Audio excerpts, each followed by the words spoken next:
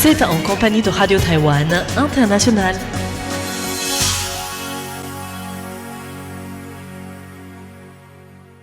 Bonjour à tous, vous êtes bien à l'écoute de Radio Taïwan International. Pour notre programme de ce samedi 20 avril, nous vous invitons à suivre le courrier des auditeurs.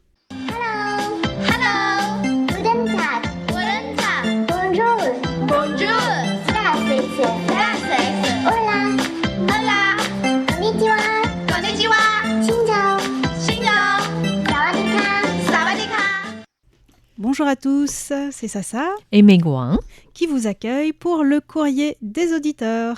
Alors nous arrivons presque à la fin du mois d'avril, il nous reste environ 10 jours. Il vous reste plutôt 10 jours pour participer au concours proposé par le service français, n'est-ce pas ? Tout à fait. Et donc, pour les personnes qui n'ont pas encore répondu, oui, on va vous rappeler les questions. Donc, d'abord, du concours mensuel du mois d'avril.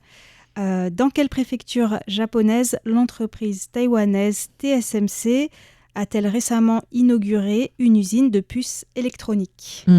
On sait que TSMC essaye de s'internationaliser depuis quelques années, enfin depuis le Covid surtout.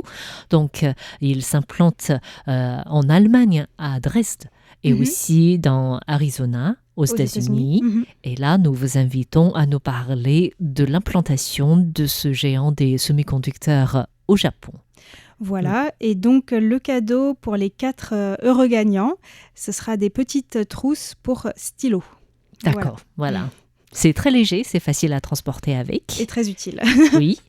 Et le concours trimestriel ? Alors, le concours trimestriel avril, mai, juin, la question, c'est quel est le crustacé dont le nom en chinois contient le mot dragon ? Alors ça, je précise que pour ce concours trimestriel, que ce soit la question ou les cadeaux en fait, c'est retrouvé par Tiffen. Donc personnellement, j'estime que le concours, la question est vraiment difficile pour des personnes qui ne parlent pas vraiment le mandarin. Et est-ce qu'on peut donner des indices ? Tu crois que c'est facile de donner des indices ? C'est un crustacé pas très petit. On pourrait dire ? Oui. Ben, je pense qu'on peut essayer. Et puis, c'est vrai qu'avec Internet, quand même, parfois, on peut trouver des indices aussi. Oui, voilà. Mais c'est pas quelque chose de très petit et ça devient rouge. Après, c'est pas un indice, en fait. D'accord. Et puis, les cadeaux pour les 6 gagnants, ça, c'est lié aussi aux crustacés. C'est pour ça, en fait.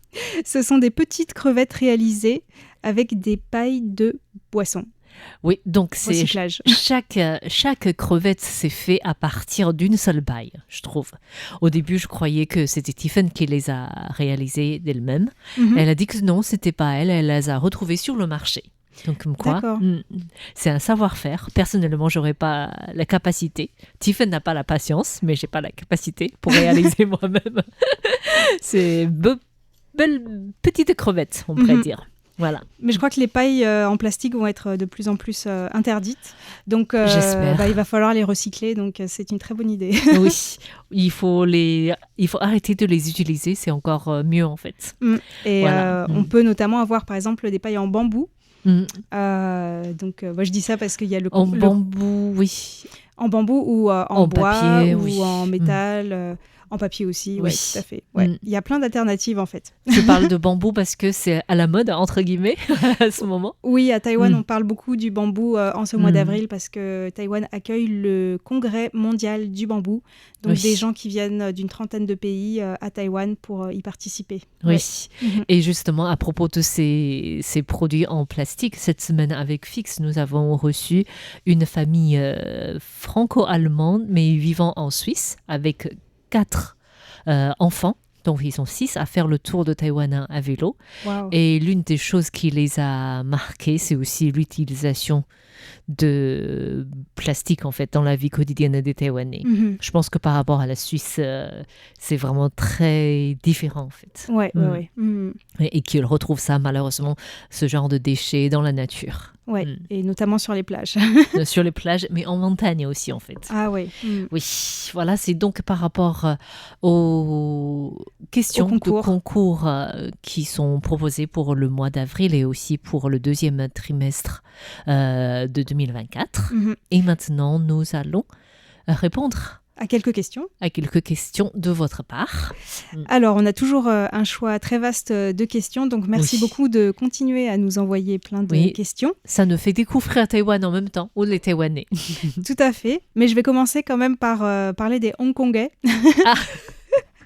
Bon, c'est en lien avec Taïwan quand même. Oui. Mais c'est Jean-Michel Aubier qui nous a demandé le 30 mars est-ce qu'on s'attend à l'arrivée des cerveaux, entre guillemets, hongkongais à Taïwan, ou est-ce que certains sont déjà arrivés depuis la révolte des parapluies Donc, en effet, il y avait déjà depuis très très longtemps beaucoup de liens entre Taïwan et Hong Kong. Mais au départ, c'était surtout des hommes d'affaires hongkongais qui étaient à Taïwan ou qui faisaient l'aller-retour. Mais depuis la révolte des parapluies, effectivement, et ensuite, dans les années qui ont suivi la répression des manifestations contre la loi sur la sécurité nationale, il y a vraiment eu de plus en plus de Hongkongais qui sont venus à Taïwan. Qui cherchent à s'installer. Tout à fait, qui cherchent à s'installer de manière durable. Oui. C'est pas toujours facile parce que Taïwan n'a pas de loi sur les réfugiés, parce qu'en fait c'est un petit peu le cas de réfugiés politiques. Et en plus, les relations avec la Chine sont très complexes. Cela veut dire que pour un Hongkongais, le fait de pouvoir rester à Taïwan, il faut être embauché par une entreprise taïwanaise, ou alors il faut être soi-même chef d'entreprise, ou alors il faut être étudiant en fait, donc pour avoir une carte de séjour.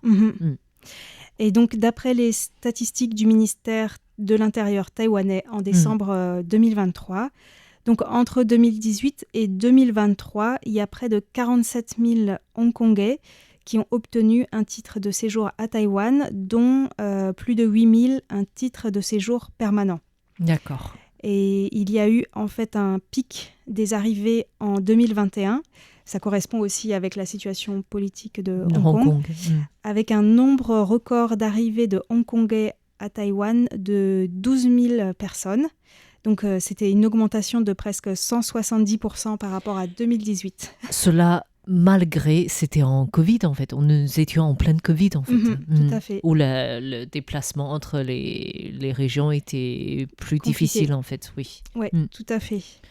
Et donc, si Jean-Michel Aubier ou d'autres personnes souhaitent en savoir plus sur la vie de ces Hongkongais à Taïwan, je vous invite à écouter 2 émissions que j'avais faites dans le cadre de Taïwan dans toute sa diversité.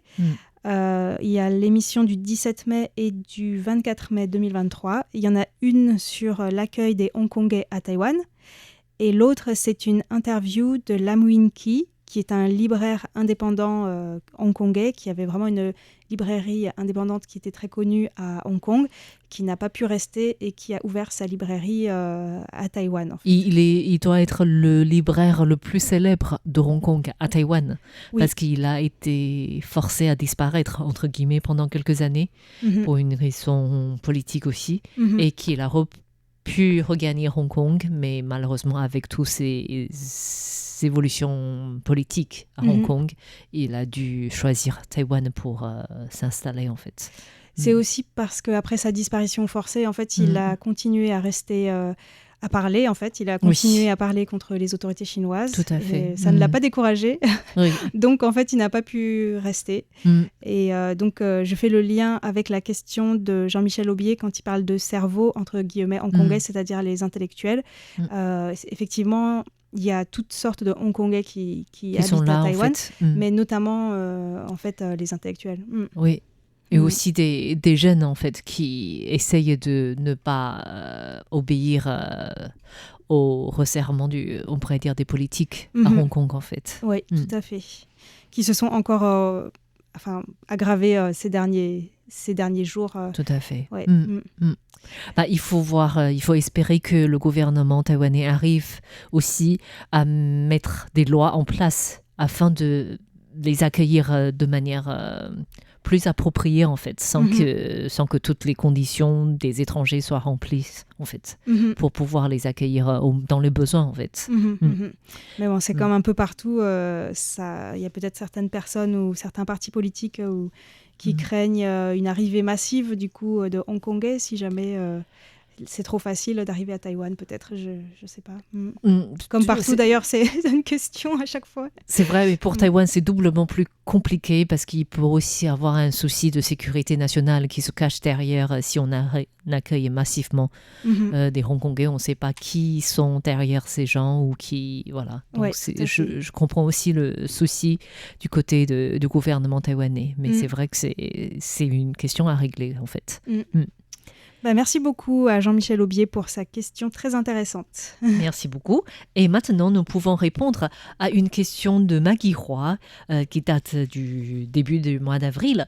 Et elle souhaite connaître l'enseignement du français. Quand est-ce que cet enseignement du français a commencé à Taïwan? Et quelles sont les langues étrangères les plus enseignées à Taïwan? Voilà. Donc, de manière un peu surprenante, devine quelle est la première université taïwanaise à enseigner le français? C'est à Taipei. Je ne sais pas, je dirais Fujian. Non, pas du tout. C'est même pas, c'est l'université de la culture chinoise. D'accord. Basée donc dans le nord de Taïwan, qui est le premier à créer un département de français. C'était en 1900, devine. Je sais pas. 1950, non, je sais pas. 1963, tu n'étais pas loin. Wow. Ça date, hein, ça remonte. Oui. Et par la suite, donc, plusieurs universités ont commencé à établir de départements de français ou alors proposer le français comme langue étrangère. C'est comme le cas de... On sait que le français est enseigné à Fujian, à l'université centrale, à l'université Wenzhou. Et sinon, de manière plus regroupée comme langue étrangère, il s'est enseigné à l'Université nationale de Taïwan, l'Université Zhengzhi aussi. Donc, il y a plusieurs universités. Et apparemment, à présent, il y a 90 universités qui proposent des cours en option. D'accord. Wow. Oui. C'est beaucoup. C'est beaucoup. Et il y a au niveau, selon les données du ministère de l'Éducation, qui datent un peu en fait de 2010, alors il y a 2400 étudiants qui étudient le français en fait en département français, avec 10 000 étudiants qui étudient le français en langue option en fait. D'accord. Voilà. Mais il y a aussi l'Alliance française. Bon, c'est un peu différent. Là, c'est pas dans le système taïwanais, mais... Oui.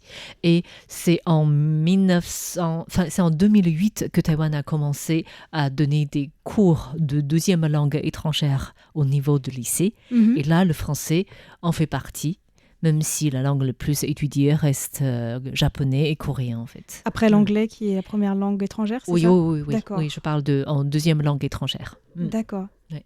Donc, tu disais, en deuxième langue étrangère, c'est le japonais et le coréen. Qui est le plus étudié. Je pensais qu'il y avait aussi l'espagnol, peut-être. Il y a aussi, mais en termes de...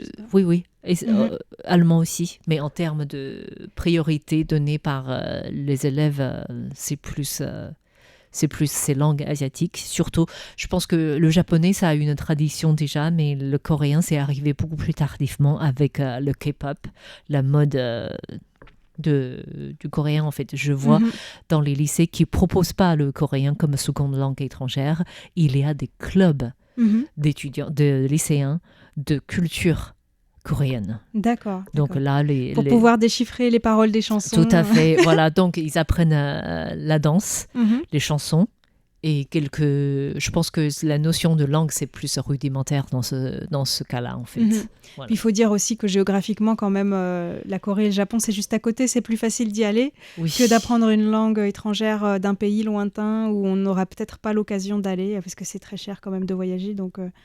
Ouais. Dans un premier temps, on peut préciser les langues proposées en seconde langue étrangère au lycée, c'est japonais, français, allemand et espagnol. Voilà, tout à fait, c'est ça en fait. Ok. Donc, ça débute depuis il y a très longtemps, mais pour l'instant, le français, c'est pas une langue majoritairement apprise à Taïwan encore, en fait. Mais il y a quand même des personnalités taïwanaises influentes qui parlent couramment le français.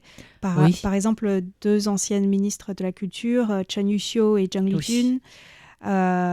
Oui. Il y a quand même... après, ils ont poursuivi leurs études en France, en partie. En France, Chan Yuxiu a passé de nombreuses années en France, effectivement, en fait. Oui. Et Zhang Lijun, c'est au niveau supérieur, au doctorat, je pense. Ouais. Voilà. Donc il y a quand même une influence de la langue française à Taïwan.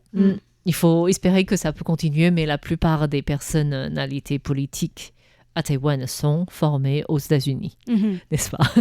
Oui, de toute façon, le français, c'est plutôt la 2e langue étrangère après l'anglais, de toute façon. Tout à fait. Voilà, donc merci beaucoup à Maggie Roy pour vos rapports d'écoute et aussi pour votre question sur la langue. Oui. Alors, je vais changer de sujet en abordant une question de Nagmushi Nouari qui nous a écrit le 26 mars et nous a demandé si les Taïwanais dorment beaucoup. Très intéressant comme question aussi. Est-ce que tu dors beaucoup? Alors, moi, je dors plutôt beaucoup, oui, en ce moment. Est-ce que tu dors plus en Asie ou en Europe? Je pense que c'est pas une question de lieu, je pense que c'est une question de travail, en fait. D'accord. Pour moi, mais D'accord. Je sais pas. Bon, après, c'est peut-être quand il fait chaud, très très chaud, c'est peut-être plus difficile de s'endormir. Oui. Mais on verra ça plus tard. Je pense que le principal problème n'est pas la chaleur, en fait. Non. C'est plutôt les écrans, mais... Tout à fait. Tout à fait.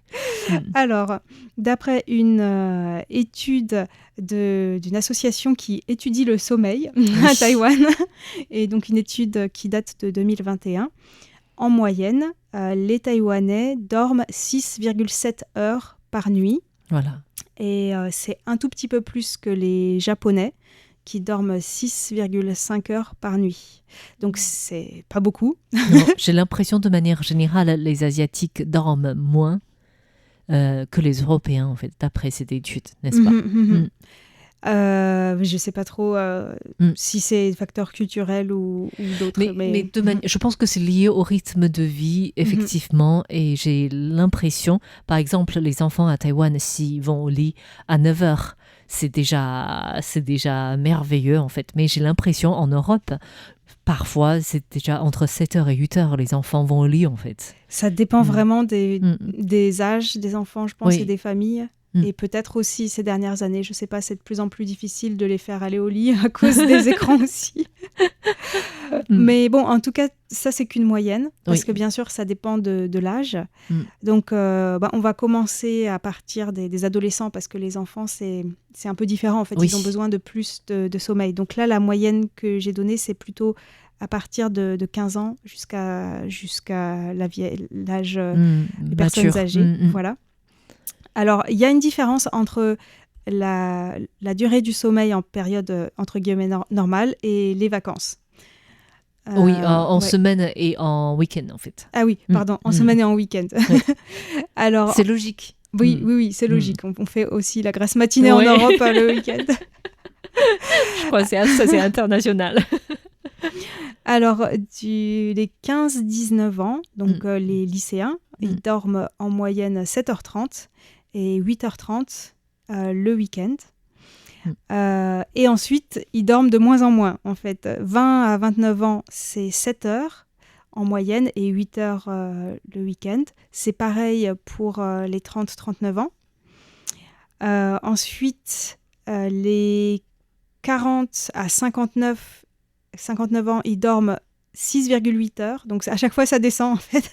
Oui. Et le week-end, ils dorment 8 heures ou alors 7,3 heures. Et ensuite, plus les gens vieillissent, moins ils dorment. Mais ça, c'est physiologique. Par exemple, ensuite, ça descend à 6,5 heures ou 6,2 heures pour les plus de 70 ans. Et c'est presque la même chose que le week-end. Là, ils font plus la grasse matinée, ils n'arrivent plus à dormir. De toute façon, c'est la belle vie tous les jours, en fait. Ils n'ont pas la pression de se lever le matin très tôt, en fait. Voilà. Alors, pour comparer, par exemple, avec les pays européens, en moyenne, dans les pays européens, on dort 7 heures par nuit. Donc, je rappelle, la moyenne taïwanaise, c'était 6,7 heures. Donc, c'est un tout petit peu plus. Et bien sûr, il y a des différences aussi avec les tranches d'âge et par pays. Alors, les pays qui dorment le plus, est-ce que tu sais lesquels c'est? En Europe? En Europe. Je pense que c'est les pays nordiques, non? Alors oui, il y a la Finlande, les Pays-Bas, mais aussi le Royaume-Uni. D'accord. Ouais. Moi, j'aurais pensé que c'était l'Espagne où ils font la sieste, par exemple, mais non. Ou alors, c'est pas un sommeil continu, ça compte pas. Peut-être, ça compte peut-être la nuit. Peut-être qu'il compte que la nuit. Alors oui, c'est peut-être lié au soleil. Je sais pas s'il fait nuit plus tôt en hiver, par exemple. C'est vrai, en hiver, tout à fait. Et alors, en tout cas, c'est bien en dessous de ce qui est recommandé. J'ai regardé sur Internet, d'après le CERAS, c'est un centre spécialisé dans la médecine du sommeil. Il est recommandé pour la santé de dormir 8 à 10 heures pour les 10-17 ans, pour les 24-64 ans, 7 à 9 heures, et pour les plus de 65 ans, 7 à 8 heures. Bon, après, ça dépend de chaque personne, mais... Ouais, donc parce que quand on dort pas bien, en fait, ça influence sur notre humeur, tout à fait, sur notre concentration, etc. Le fonctionnement du cerveau, je pense. Oui. Tout à fait. Et d'ailleurs, cette association taïwanaise qui a fait cette étude a constaté également que pour faire face à la fatigue, en fait, les jeunes Taïwanais massivement en fait, boivent des boissons sucrées et du café. Donc en fait c'est un peu un cercle vicieux parce qu'en plus voilà, le café ça tient éveillé, etc. Et donc il donnait l'exemple d'un lycéen taïwanais. En moyenne il se couche à ton avis? Minuit. Alors 11h15, 11h15 du soir, et il se réveille à 6h12. Oh, c'est horrible. Oui, c'est à peu près c'est lié, cela est lié aussi au fait que lorsqu'on arrive à lycée, beaucoup d'élèves finissent l'école vers 5 heures. Après, ils vont dans les écoles auxiliaires du soir. Et après, une fois ils rentrent, ils ont encore le devoir de l'école. Et du coup, facilement, c'est impossible de dormir plus tôt que 11 heures, en fait. Wow. Je vois que j'ai une fille au niveau du lycée, elle ne dort pas avant minuit, en fait. C'est quasiment impossible, alors qu'elle ne va pas dans les cours de soir, mais elle n'arrive pas à terminer ses devoirs et réviser pour les petits contrôles qui sont quasiment au quotidien. Wow, ok. Mais il y a aussi le facteur des écrans. Par exemple les feuilletons télé, mais pas seulement, il y a aussi pour les jeunes les jeux vidéo, et pour les adultes aussi il y a les réseaux sociaux. Et selon cette association, en fait 21% des étudiants dorment tard parce qu'ils ont des problèmes notamment d'insomnie ou des problèmes psychologiques. Peut-être des pressions scolaires, des pressions de relations entre des élèves, en fait. Tout à fait. On avait d'ailleurs, On en parle à Taïwan, on avait parlé à un moment des questions de harcèlement à l'école aussi, des choses comme ça, qui sont parfois assez prégnantes. Voilà, merci beaucoup pour cette question, ça nous a fait apprendre plein de choses. Oui, je dors nettement moins que les 6h35 ou 37 des Taïwanais. Waouh. Je sais pas comment tu fais. C'est le problème d'avoir des enfants qui se lèvent tôt, en fait, de devoir aller à l'école. C'est sûr. Ça a un impact sur toute la famille. Oui. Alors, nous saluons quelques auditeurs pour leur courrier. Alors, par exemple, nous avons une carte postale. Oui, alors ça, c'est vraiment très, très, très, très apprécié. Parce que à l'heure d'Internet, c'est toujours super, une belle surprise, en fait, de recevoir des cartes papier. Et en plus de mon pays, de cœur, le Cambodge. Donc, c'est une carte qui nous a été envoyée par Jacques Augustin. Donc, depuis le Cambodge, où il est c'est magnifique, actuellement. hein. Ouais, Oui, tout à fait. il était au Cambodge et aussi au Vietnam, en fait. Une visite au sud-est asiatique. Il faut passer nous voir. Oui, la prochaine fois. Fait. Ou alors changer le billet d'avion de retour. Voilà, hein. Une étape à Taïwan. Ouais. Parfois, ça coûte pas si cher que ça, en fait, quand on va en Asie du Sud-Est, de passer par Taïwan. Je donne quand même l'info parce que c'est arrivé à plusieurs de mes amis en fait, qui allaient en Asie du Sud-Est. Et normalement, ils prennent les compagnies aériennes d'Asie du Sud-Est. Mais si on prend Eva Air, donc la compagnie taïwanaise, par exemple, parfois, ça revient moins cher. De faire une escale à Taïwan. Voilà, en fait, de faire les deux, de faire Taïwan plus Asie du Sud-Est. D'accord. Et voilà, quoi, parce que en fait, Eva Air a aussi des coopérations avec d'autres... D'accord. Enfin voilà, il y a des moyens de faire ça. C'est une des ambitions des compagnies aériennes taïwanaises, que ce soit Eva Air ou alors la dernière compagnie Starlux, c'est d'être une plaque tournante pour les visiteurs qui souhaitent voyager entre l'Amérique du Nord et l'Asie du Sud-Est, ou alors entre l'Europe et l'Asie du Sud-Est, et en passant par Taïwan. En fait, du coup, effectivement, il y a des offres plus intéressantes en passant à Taïwan. Oui, donc il faut se renseigner avant de prendre l'avion, parce que si vous venez nous voir, ça nous fera très plaisir. Tout à fait. Et en plus, vous découvrirez Taïwan. Donc, et RTI aussi. Oui. Donc, merci encore pour cette carte postale. Merci. Et nous avons aussi reçu le dernier bulletin de Radio DX Club d'Auvergne. Merci pour votre partage. Je vois que la francophonie et les médias étaient dans ce bulletin. Et Taïwan était RTI, expliqué avec le nouvel an lunaire, en même temps que la Corée, le Singapour. Et aussi, par rapport à la francophonie et les médias, vous avez parlé de Taïwan, une journaliste en herbe, Suzanne Duroy. Voilà. Oui, qui était notre stagiaire et qui a fait des super reportages, notamment sur Jinmon, mais aussi sur plein de questions sur les droits de l'homme. Oui, nous sommes un peu étonnés parce que je vois que le courrier a été affranchi fin février.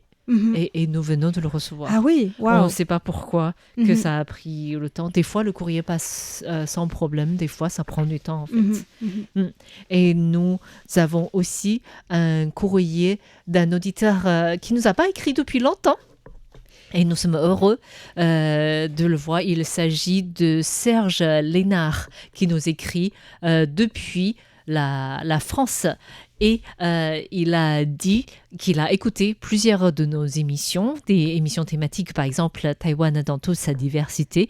Et j'ai envie de t'inviter à partager avec nous parce qu'il se rend compte que la vie des Taïwanais, que les Taïwanais aiment se retrouver dans des lieux, dans des tiers-lieux en fait. Oui, tout à fait. Dans Taïwan, dans toute sa diversité, oui. J'ai actuellement une série sur les tiers-lieux. Donc, ce sont tous les lieux qui sont en dehors du travail et du domicile où on rencontre nos amis ou alors de nouvelles personnes.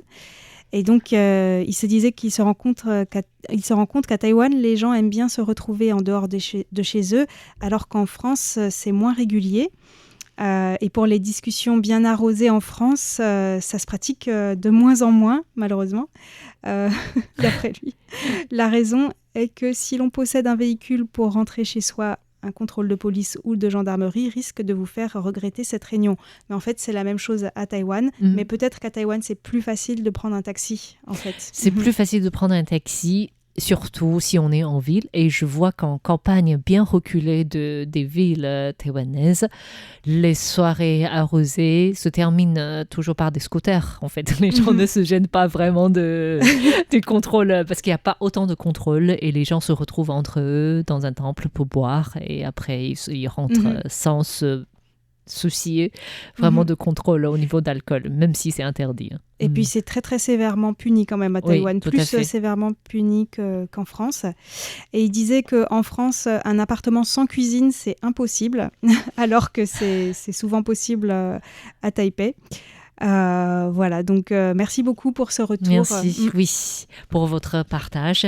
Nous avons aussi des courriers qui nous a été adressés par Ralph Orobanzik. Donc, merci à ces auditeurs qui nous ont écoutés et écrit cette semaine. Nous devons conclure notre courrier des auditeurs de cette semaine. Merci de votre écoute. C'était Megouin. Et Sasa, et nous vous disons à bientôt. Bye bye. À bientôt à l'antenne de RTI.